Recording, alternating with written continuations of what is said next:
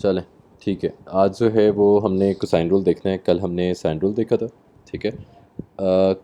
Cosine rule भी थोड़ा सा देखने में फैंसी टाइप है, लेकिन अगेन जिस तरह हमने साइन का फार्मूला बनाया था, इसी तरह हम कोसाइन का भी एक इजी फार्मूला बना लेंगे ताकि आपको ज़्यादा मसला ना हो, ठीक है।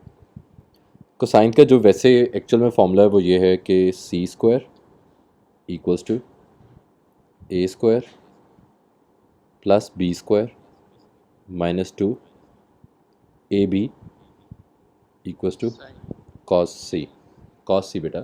जी। अच्छा, अब जब आपको एक्चुअल में अब आप देखेंगे ना तो अगर आप बुक से पढ़ने की कोशिश करें या आपको स्कूल में कोई और पढ़ाए तो आपको वो उसको साइन रूल के दो वेरिएंट्स बताते हैं, और मैं उन दोनों वेरिएंट्स को सपोर्ट नहीं करता। मैं कहता हूँ कि ये एक ही फार्मूला ठीक है और इसमें ही आप इसको रीअरेंज करके सब्जेक्ट बना लें। दूसरे फार्मूले में बाकियों का मुझे पता नहीं, मेरी अपनी जो है ना वो थोड़ी सी है कि मुझे कन्फ्यूजन ही रह जाएगी कि कौन सी वैल्यू मैंने कहाँ पर डालनी है, ठीक है। सर मैंने यही वाला पढ़ा हुआ है और तो कुछ नहीं पढ़ा। वो इसको रीअरेंज करके ना वो फार्मूला बनाते हैं ये वाला करके, C square minus A square minus B square over minus two A B equals to cos C. ये वाला फार्मूला यूज़ करते हैं जब साइड फाइंड करनी हो, और ये वाला फार्मूला यूज़ करते हैं जब एंगल फाइंड करना हो, ठीक है। तो मेरे ओपिनियन में बस पहले वाला फार्मूला ही काफ़ी है, उसी को हम रीअरेंज करके बना लेंगे। रीअरेंज्ड फॉर्म ही है उसका। बिल्कुल, लेकिन रीअरेंज में बच्चे गलती कर देते हैं ना, इसलिए उसने वो एंगल वाली फॉर्म जो है वो आपको बताई जाती है कि जी ये एंगल वाली फॉर्म है। वो मैं बता दूंगा रीअरेंज में क्या गलती करनी है, और मैं कंफर्म बता रहा हूँ कि जो जो चीज़ें मैं बताऊंगा नहीं करनी, वो जो है ना वो आप लोग सारे कर लेंगे। अच्छा, खैर एनीवेज पहले देखते हैं। हमारे पास यहाँ पर एक ट्राइंगल है। इस ट्राइंगल की ये साइड है ए, ये साइड है बी, और ये साइड है सी, ठीक है। जो ए वाला एंगल है उसको हम कह देते हैं ए, और बल्कि उसकी साइड को कह देते हैं ए, बी के ऑपोजिट वाले साइड को कह देते हैं बी, और सी के ऑपोजिट वाली साइड को कह देते हैं सी, ठीक है। अब इसमें देखो, साइन जब हमने रूल पढ़ा था उसमें हमने कहा था कि साइन रूल आपका तब इम्प्लीमेंट होता है जब आपको साइड और ऑपोजिट एंगल की रेशो या पेयर में दिया हो ताकि आप फॉर्मूला में इंसर्ट कर सको एज इट इज़, ठीक है। कोसाइन रूल में भी कुछ ऐसी ही सिचुएशन है, लेकिन कोसाइन रूल में आपको हर साइड का नहीं, आपको सिर्फ एक ही पेयर पता होना चाहिए और बाकी सारी वैल्यूज़ नोन होनी चाहिए। एक ही पेयर का मतलब क्या है? पेयर किस तरह बनेगा? साइड का और ऑपोजिट एंगल का, ठीक है। अब आप इसके अकॉर्डिंगली अगर देखें तो हम सी को कह देते हैं साइड वन, इसका square equals to side two का स्क्वायर प्लस साइड थ्री का स्क्वायर। मुझे बता सकते हो कि ये यहाँ तक किस चीज़ का फॉर्मूला, यहाँ तक ये किस चीज़ का फॉर्मूला बन गया? बिल्कुल सर ये हाइपोटेन्यूज वो हो गया जी, आपका। ये यहाँ तक साइन पाइथागोरस थ्योरम बन गया, ये ठीक है।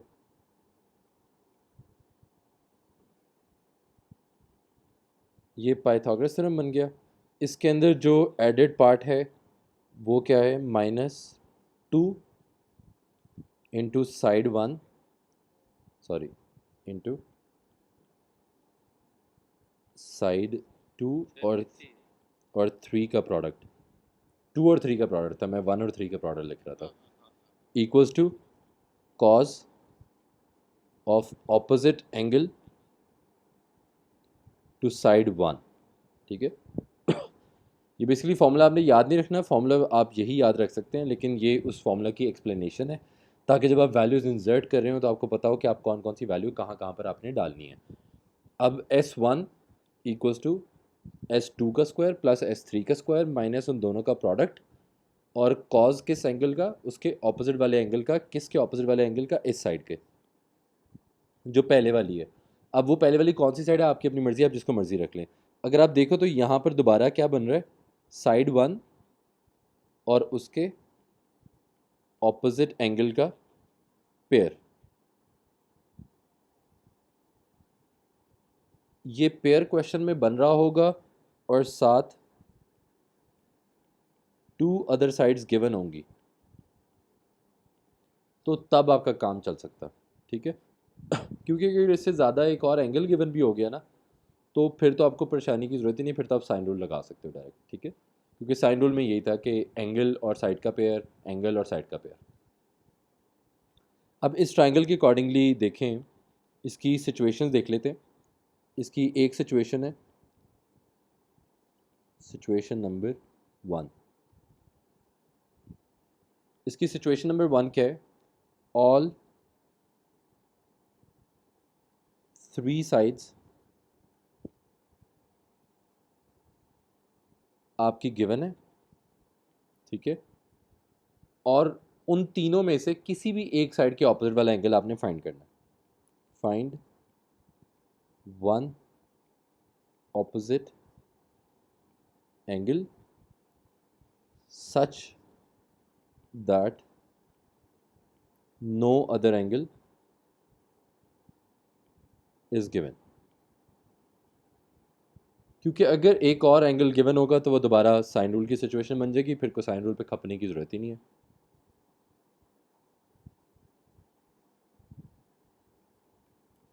ये चीज़ ध्यान में रखिएगा कि no other angle is given.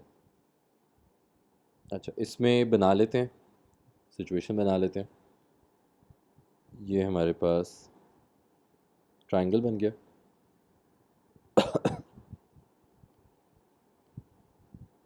अच्छा,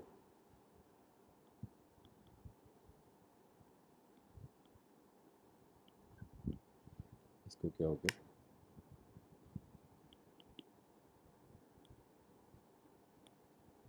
अच्छा, इसमें देखो, हम क्या करते हैं, हम सारी साइड्स जो हैं वो लिख लेते हैं रैंडम। एक 7 कर लेते हैं, एक 6 कर लेते हैं और एक 5 कर लेते हैं। ए, बी और सी, ठीक है। इसमें हम फाइंड करना चाह रहे हैं ये वाला एंगल, ठीक है। शयान, के पॉप नहीं, दूसरे वाला।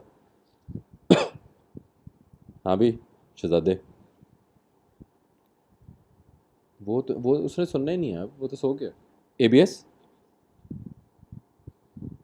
सर रिपीस आया ही नहीं। आया हुआ है। एबीएस, मुझे बताओ बेटा, सर नया रिपीस में ये जो पहले वाली S1 है, इस फॉर्मूला के अकॉर्डिंगली, ये वाला फॉर्मूला लिखा हुआ है सबसे ऊपर वाला, इसके अकॉर्डिंगली लेफ़्ट साइड पे S1 मैं किसको इस ट्राइंगल के अकॉर्डिंगली कंसिडर करूँगा?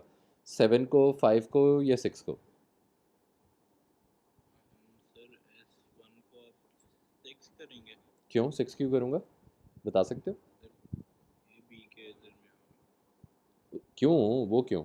7 में क्या मसला, कोई रीज़न तो? ये जो मैंने ये लिखी हुई है, इसके अकॉर्डिंगली बताओ। इसके अकॉर्डिंग, ये जो मैंने ये अभी स्टार किया है ब्लू कलर का, इस स्टेटमेंट को पढ़ने के बाद बताओ दोबारा कि कौन सी साइड जो है वो S1 होगी। ऑपोजिट क्या लिखा हुआ है? ऑपोजिट एंगल,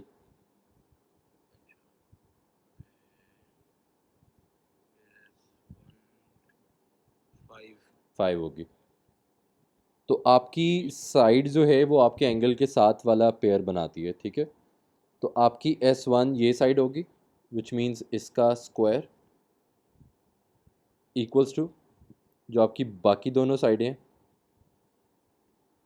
उसका स्क्वायर माइनस उन दोनों साइड्स का प्रोडक्ट और फिर कॉस उसके ऑपोजिट वाले एंगल का। अब 5 के ऑपोजिट वाला एंगल जो है वो तो गिवन ही नहीं है, तो उसको x सपोज कर लें, विच मीन्स कॉस x हो गया, ठीक है। अब ये प्लीज़ गौर से देखना, यहाँ पर बच्चे बहुत ही मिस्टेक करते हैं और ये सिमिलर मिस्टेक है जो बार बार करते हैं, ठीक है। है 9 6, क्या चीज़? ये जो 9 6 किधर से आया? बेटा 7 और 6 लिखा हुआ है, 9 6 कहाँ पर है? अच्छा ठीक है। जी, आईफोन की बजाय कहीं और क्लासेस लेना शुरू करो ना, समझ लग जाएगी। यार मैं अच्छा कल से आना ही फिर से। अच्छा, ये देखें, अब बच्चे क्या करते हैं, इस पूरी चीज़ को डालते हैं कैलकुलेटर में, और इस पूरी चीज़ को जब कैलकुलेटर में डालते हैं तो ये चीज़ गलत है। ये पूरी चीज़ कैलकुलेटर में आगे कोई जो भी है, ये पूरी चीज़ कैलकुलेटर में नहीं डाल सकती। ये पूरी चीज़ कैलकुलेटर में क्यों नहीं डाल सकती? क्योंकि ये वाला जो पोर्शन है, ये आपका एक वेरिएबल के साथ अटैच्ड है, ठीक है, विच मीन्स ये पूरी चीज़ एज इट इज़ कैलकुलेटर में नहीं डाल सकती। आप जो चीज़ सॉल्व कर सकते हो वो आपका सिर्फ ये वाला पोर्शन है, सिर्फ ये वाला पोर्शन सॉल्वेबल है, ठीक है। इसको आप सॉल्व कर लें।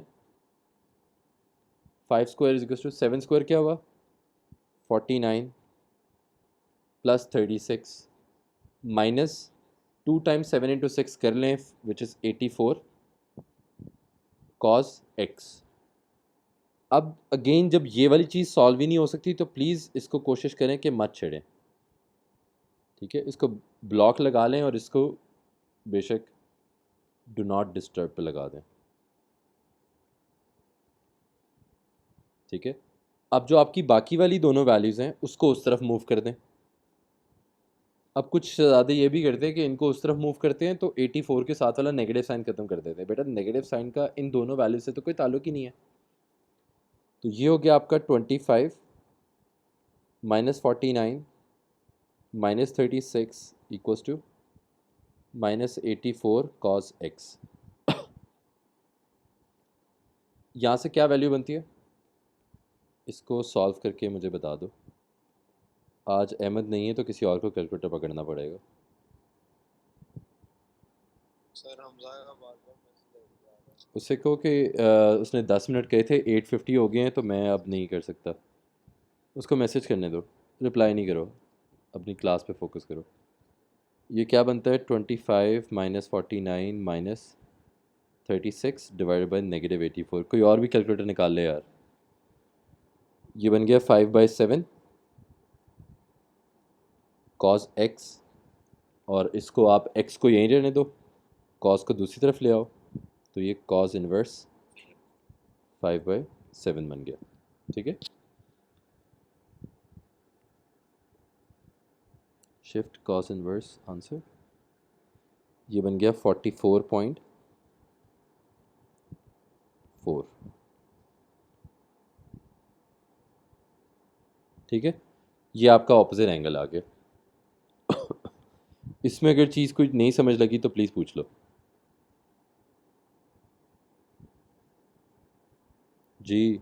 श्यान दोनों ए, okay okay. ABS Abdullah sir आ गई है सर। ओके क्लियर है ओके। सर। ये अच्छा एबीएस कौन सा पुराना वही वाला? वाला है, वही वाला, हाँ। अच्छा अच्छा अब सिचुएशन 2 देख लो। लेकिन ये लास्ट पार्ट फिर से समझा दें, ये जो cos हाँ -1 ये ये क्या है? ये उसके क्या नाम है, आपने पहली क्लास लेनी थी ना तो आपको पता लग जाता कि ये क्या है। अब आप दोबारा ये देख। आपने तो ताने मार मार के हिसाब जिंदगी कर दी है। हाँ तो और क्या। अच्छा कॉज जो है ना वो फंक्शन है, कॉज उधर जाके अकेला कॉज उधर नहीं जाया करता, ठीक है। कॉज फंक्शन है, जब कॉज उधर जाता है ना, या साइन उधर जाता है या टैन उधर जाता है तो वो उधर जाके कॉज इनवर्स टैन इनवर्स या साइन इनवर्स बन जाता है। अब ये जो है ना ये एज इट इज़ तुम्हारे कैलकुलेटर में है, अगर आपने ज़िंदगी में कभी कैलकुलेटर देखा हो तो नहीं सर पता है सर इसका। हाँ ठीक है, तो वो शिफ्ट दबा के दबाओगे ना तो वो कॉस इनवर्स आ जाता है। अच्छा अब सिचुएशन 2 देख लें। उसके अंदर आपको two sides and one angle ये गिवन है, ठीक है। ये जो एंगल है ये वाला एक एंगल, इस पे फोकस करना आपने, ये वो एंगल है ऑपोजिट, नॉट ऑपोजिट, बल्कि ऑपोजिट ठीक है, opposite to none of the given sides, ठीक है। क्योंकि अगर किसी भी एक गिवन साइड की ये ऑपोजिट चला जाएगा ना तो वो साइन रूल की सिचुएशन बन जाएगी, क्योंकि साइड के ऑपोजिट वाला एंगल गिवन है। और फाइंड आपने क्या करना है, थर्ड साइड थर्ड साइड कौन सी साइड? जो ऑपोजिट है टू गिवन एंगल के, ठीक है। अब इसको आप देख लें कि दोबारा कैसे करते हैं। ये हमने दोबारा एक और ट्रायंगल बना लिया, इसको हम कह देते हैं 6, इसको हम कह देते हैं 7, और जो हमें एंगल गिवन है वो हमें एंगल गिवन है ये वाला विच इज़ 60 डिग्रीज, ठीक है। अब आप देख लो ये 60 जो है वो एग्जैक्टली ये सिचुएशन बन रही है कि ये दोनों साइडों के दरमियान वाला एंगल है या फिर किसी के साथ ओवरलैप नहीं कर रहा, बस अपना ये एक एंगल है।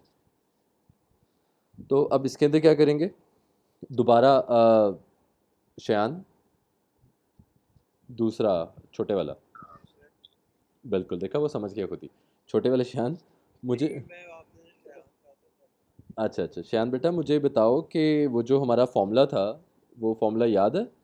नहीं याद क्यों होना था? अच्छा अच्छा ओके। तो S1 जो है वो इन तीनों साइडों में से कौन सी साइड थी? 6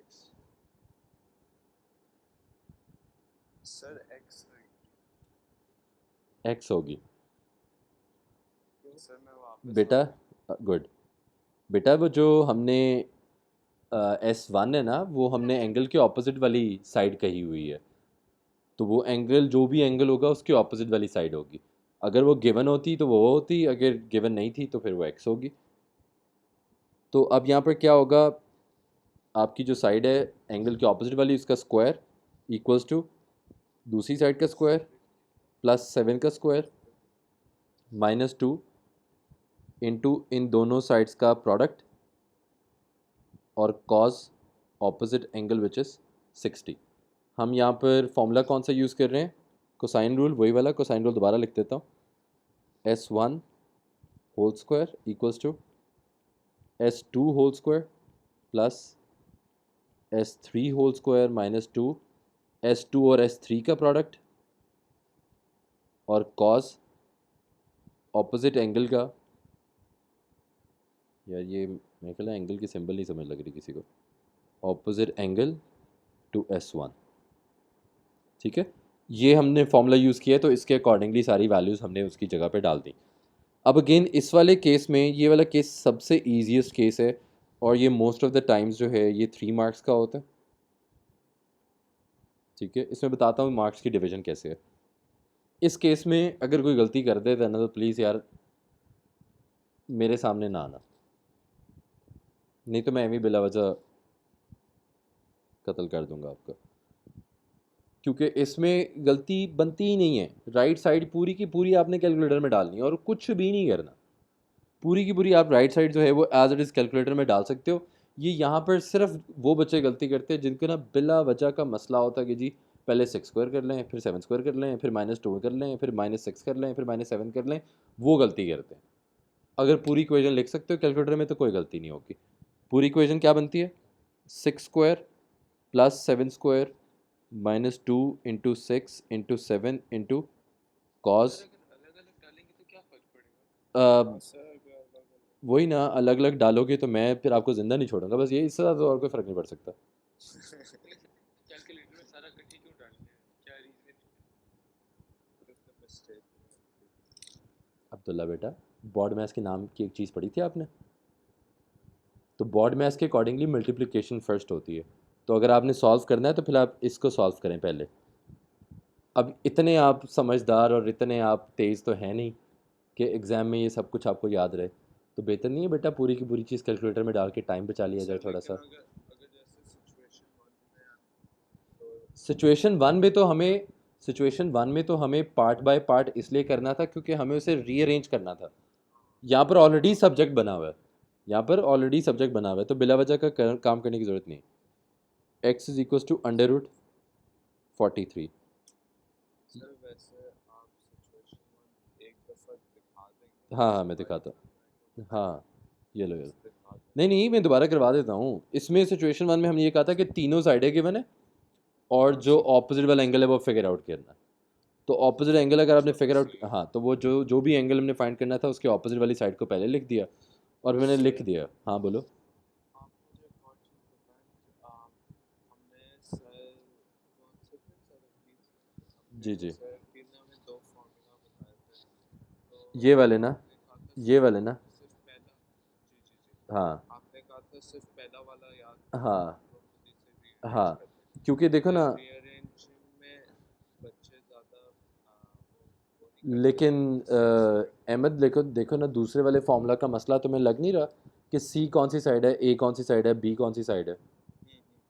तो वो मुझे इसके में थोड़ा सा ये यहाँ पर कन्फ्यूजन रहती है कि सी ए बी अब एक्चुअल में अगर तुम्हें याद हो तो वो फॉर्मूला ये भी नहीं था।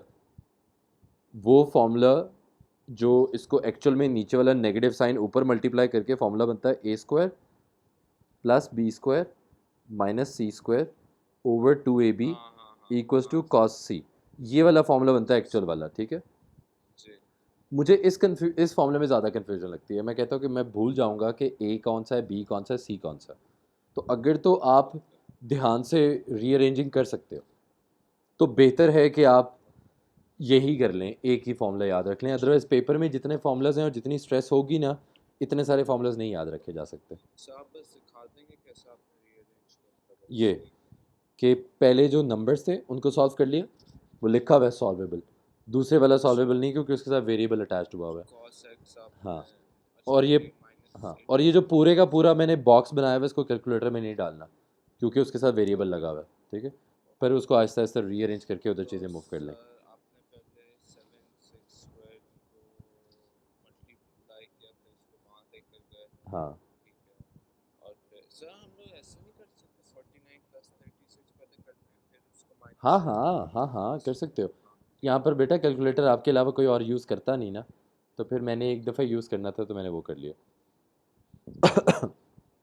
अच्छा, अब साथ जो है ना वो, ये आपका 3D ट्रिग्नोमेट्री का बहुत ही इम्पॉर्टेंट पार्ट है, ठीक है, जो अभी हम करने जा रहे हैं, और वो है शॉर्टेस्ट डिस्टेंस वाला, ठीक है। अब उस शॉर्टेस्ट डिस्टेंस को निकालने के ना दो तरीके हैं आपके पास, वो मैं बताऊंगा। और प्लीज़ भूलना नहीं है, उसमें बोंगी की गलती बिल्कुल भी नहीं है, क्योंकि वो इंतहाई इजी चीज़ हो जाएगी। शॉर्टेस्ट डिस्टेंस, ठीक है, शॉर्टेस्ट डिस्टेंस, शॉर्टेस्ट डिस्टेंस निकालने के दो मेथड हैं। मेथड नंबर 1 जो है वो आपका है यूजिंग एरिया ऑफ ट्राइंगल, ठीक है। और जो आपका दूसरा मेथड है वो है यूजिंग राइट एंगल ट्राइंगल। अच्छा, अब इसमें भी एक जो गलती बच्चे करते हैं, जब हमने कह दिया कि आपका जो मेथड नंबर 2 है वो यूजिंग राइट एंगल ट्राइंगल है, दैट ऑटोमेटिकली मीन्स कि इसमें सो का टोआ के अलावा ना तो साइन रूल यूज़ हो सकता है, ना ही कोसाइन रूल यूज़ हो सकता। और ये पार्ट एग्जामिनर पूछेगा ही तब जब आप पिछले सारे पार्ट सॉल्व कर चुके होगे, ठीक है। उससे पहले एग्जामिनर आपसे नहीं पूछेगा, सही है। और जब आप ये रेशो यूज़ करोगे तो वो ऑटोमेटिकली सारे आंसर निकल आएंगे। अब मैं आपको पहले मेथड नंबर 2 से करके दिखाता हूँ, फिर मेथड नंबर 1 से करके देखते हैं। अच्छा, मेथड नंबर 2 के अकॉर्डिंगली पहले देख लें। मेथड 2, अब मेथड 2 के अकॉर्डिंगली हमने कहा है कि we are going to use a right angle triangle, ठीक है। इसको मैं कहता हूँ ए, इसको मैं कहता हूँ बी, इसको मैं कहता हूँ सी। और जो ये शॉर्टेस्ट डिस्टेंस है ये आपका बेयरिंग में भी काफ़ी ज़्यादा यूज़ होता है। तो इसका मतलब ये नहीं है कि अगर आप अभी भी किसी तरह बच जाओगे 2 नंबर के पार्ट से, वो आगे जाके आपको यूज़ कर लेगा, कहीं ना कहीं तंग करेगा। अच्छा, इसमें हमने फाइंड करना है, find shortest distance from C to A B, ठीक है। यहाँ पर एक और चीज़ आपने याद रखनी है कि शॉर्टेस्ट डिस्टेंस जो है वो हमेशा एक ही चीज़ होती है, और उसको आप कहते हो परपेंडिकुलर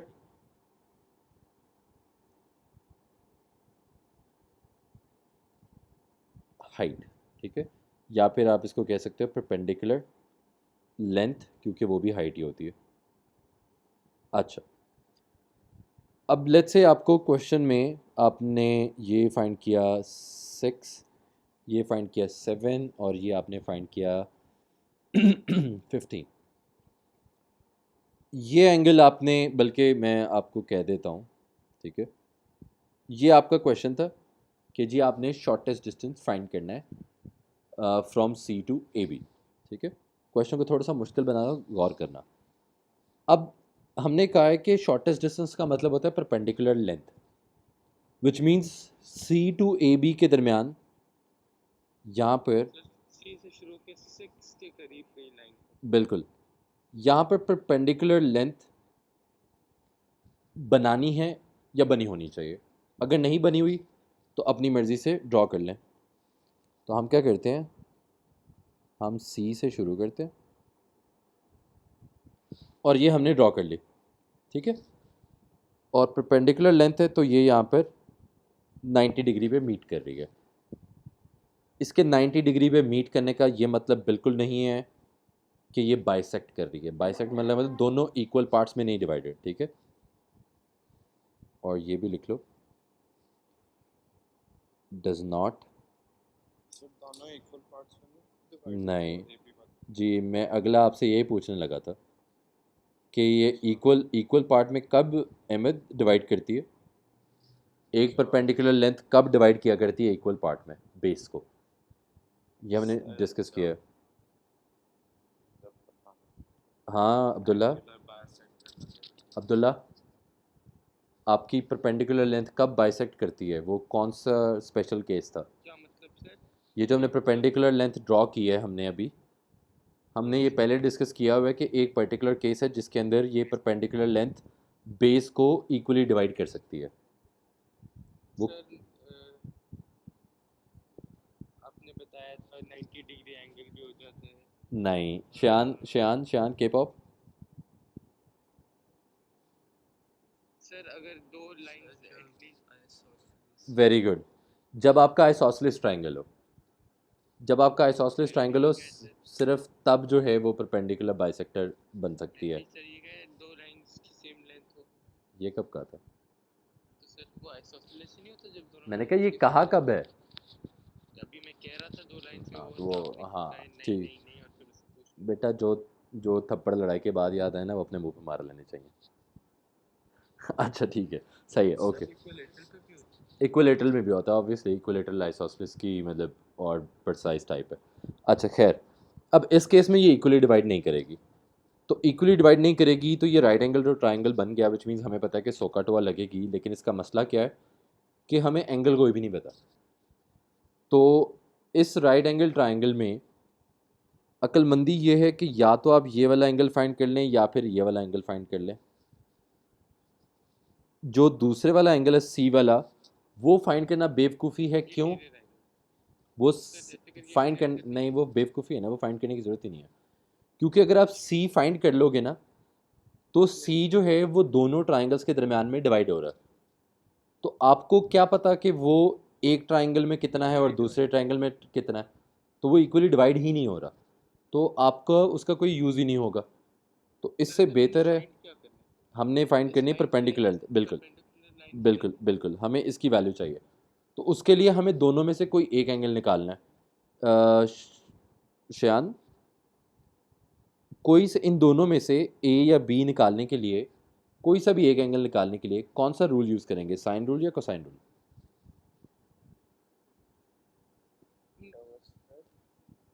यार पहली दफ़ा में क्वेश्चन सुन लिया करो, क्या हुआ सर, पता नहीं सोए रहते हैं, ये हो गया जी, पता नहीं यार, क्लास नहीं लेनी होती मत आया करो।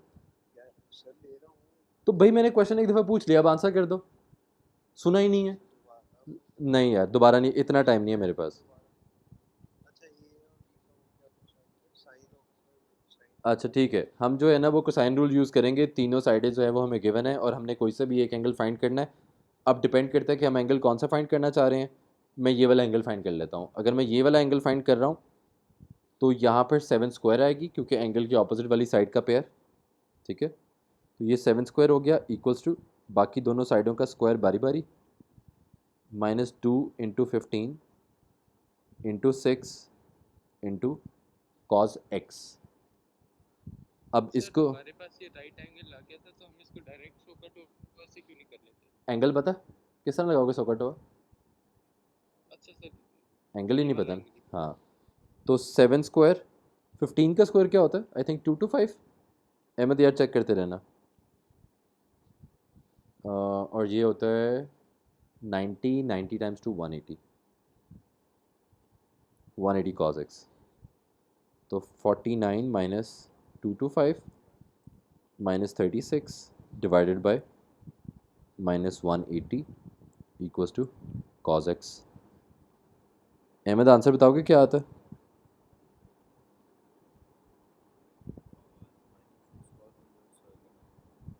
आंसर बता दो डायरेक्ट।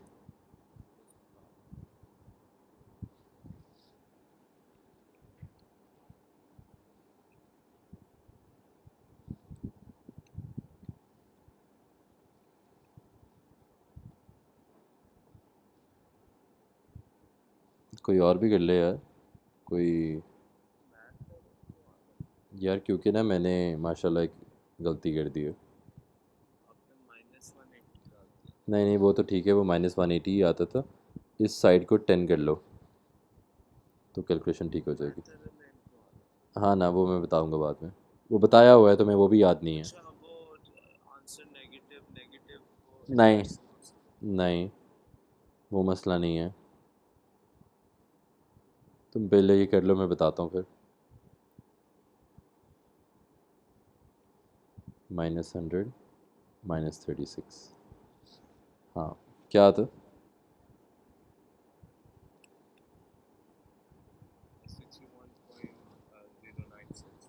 61.096 तो 61.1 61 61.1।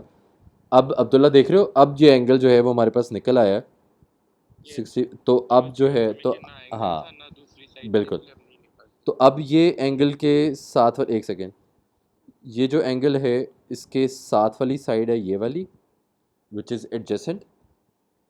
ये वाली साइड है आपकी हाइपोटेन्यूज, ठीक है, क्योंकि ये 90 के ऑपोजिट है। और ये वाली आपकी साइड है ऑपोजिट साइड। ऑपोजिट आपने फाइंड करनी है और हाइपोटेन्यूज गिवन है ऑलरेडी। तो यहाँ पर साइन लग जाएगा, sine theta equals to opposite side आपके पास क्या बनती है? एक्स।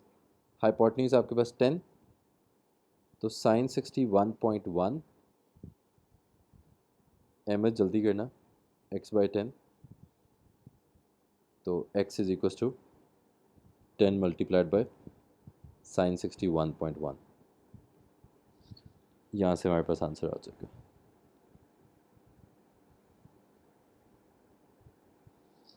$8.75। ठीक है ठीक। जी, मुझसे कोई कुछ पूछ रहा था, क्या पूछ रहा था, कौन था? मैं पूछ रहा था बोलो बोलो बेटा। इस पर हम लोग ऐसे नहीं कर सकते कि हम लोग साइन रूल लगा दें। साइन रूल लग नहीं सकता ना अहमद, तीन साइड्स की। सर लग सकता है। किस तरह लग सकता है? एंगल तो गिवन ही नहीं है। किसकी बात कर रहे सर हो? देखिए उन्होंने 90 डिग्रीज दिया हुआ, 90 डिग्रीज नहीं लगा सकते। मेरी जान, 9। अच्छा लगा के बताओ क्या रेशो बनेगी, बताते हो ज़रा। रुके मैं 10/10/sin 90। हाँ, तो वो करके जो है ना वो मुझे भेज देना। यार वो राइट एंगल तो थीटा वो होगा ना आपका, क्या आप वो दिखाएंगे? तुम 61 निकालने के बाद कह रहे हो या 61 निकाले बगैर कह रहे हो? 61 निकालने के बाद। तो यार 61 निकालने के बाद सोकट ऑयल लगा लो डायरेक्ट, वो तो मुझे भी पता है साइन रूल लग जाएगा, लेकिन वो उस कॉम्प्लेक्सिटी में जाना क्यों है? अच्छा ठीक है। अहमद, मेरी क्लास में भी ना एक बच्चा है जो ये कहता है कि मेरा ना मेथड डिफरेंट है। तो मैं उसको कहता हूँ बेटा फिर आप वो वाला मेथड कर लें, क्योंकि जो मैं मेथड बता रहा हूँ वो तो एग्जामिनर को पसंद है। जो आप मेथड बता रहे हैं वो थोड़ा सा अनकन्वेंशनल है, जो एग्जामिनर को नहीं पसंद।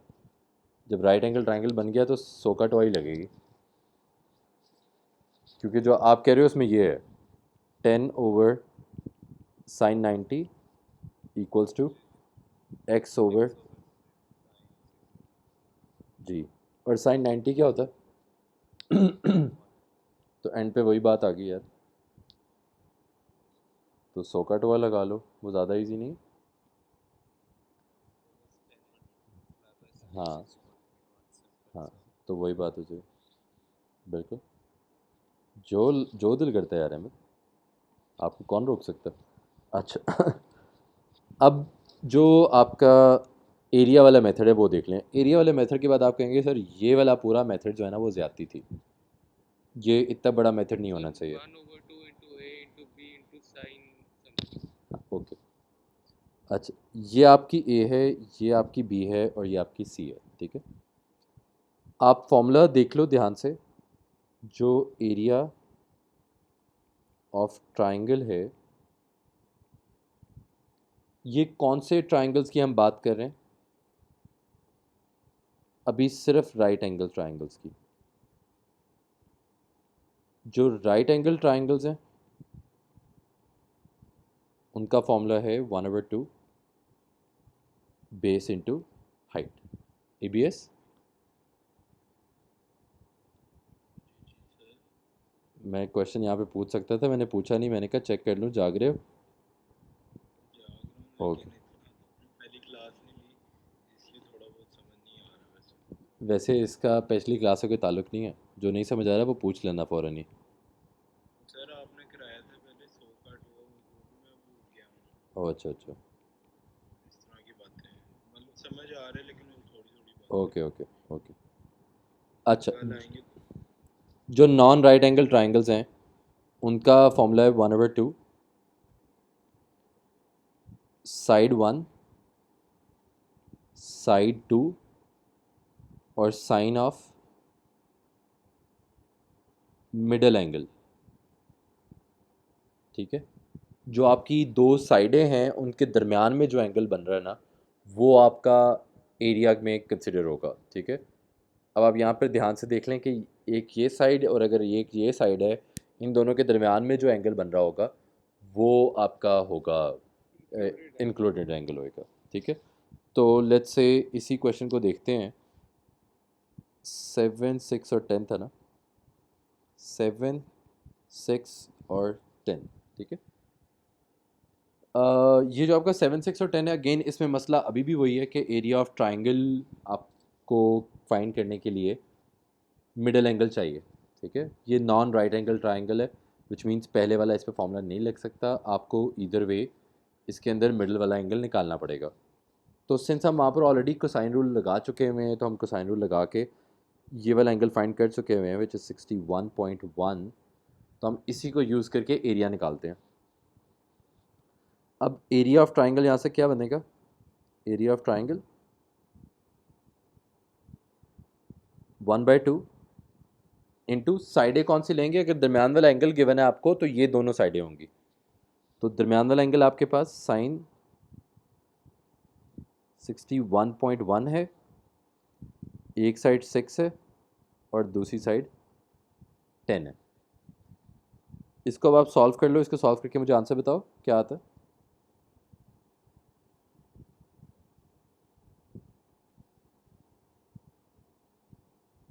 जी अहमद,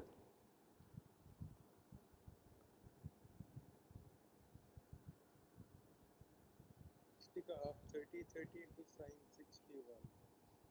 अच्छा, वाओ, आई थिंक अहमद चला, आई थिंक अहमद चला गया कहीं। अहमद कहीं चला गया बेटा? सर अच्छा, उससे पूछो किधर गया वो।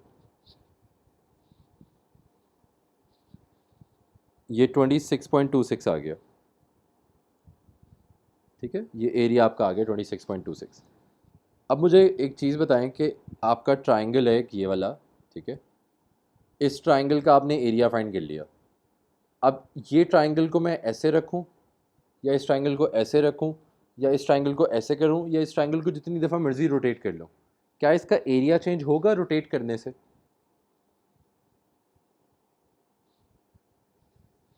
अब्दुल्ला, इसको रोटेट करने से इसका एरिया चेंज होगा? नहीं सर, न- कैसे हो सकता है? नहीं होगा। तो अगर मैं यहाँ पर ये डॉटेड लाइन बना रहा हूँ जो मैं फाइंड करना चाह रहा हूँ, ठीक है, अब तो ये राइट एंगल ट्राइंगल बन गया जो मैंने फाइंड करनी है, ठीक है। Yes.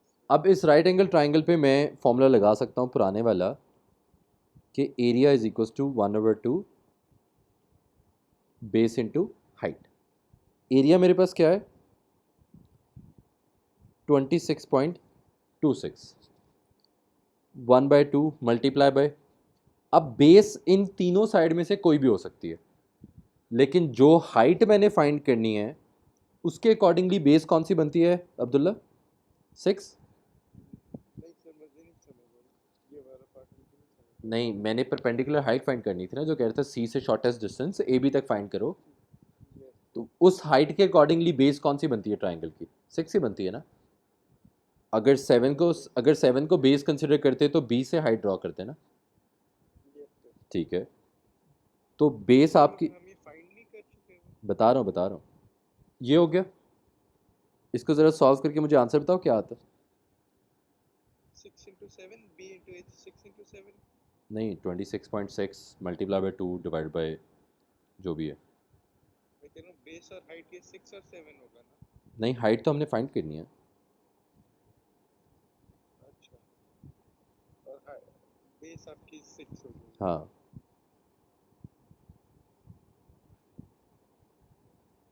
दोनों में कंपैरिजन चेक कर रहे हो? नहीं सर। दोनों की वैल्यूज सेम है। ये जो डेसिमल्स में डिफरेंस आया है ना, ये यहाँ की राउंडिंग ऑफ की वजह से डेसिमल में डिफरेंस आया, और मोस्ट प्रॉब्ली अहमद भाई का कैलकुलेटर भी बहुत अच्छा है तो उसका भी डिफरेंस हो सकता है।